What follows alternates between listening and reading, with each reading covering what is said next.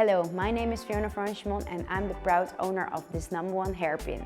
What makes the #1 hairpin so special and unique? Here I have a #1 hairpin, and as you can see, the total shape of the #1 hairpin is curved, so it has a very high wearing comfort all day long.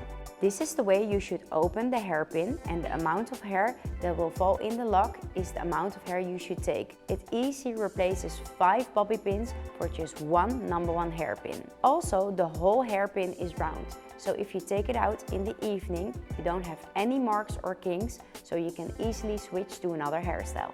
In just 5 steps, I'm going to show you how to use the #1 hairpin correctly. Step 1. Grab your parting from above the ear to the crown area in a triangle section. If you have a lot of hair, you're going to release some of the hair of the crown area. If you have fine hair, you can grab some extra hair. Step 2.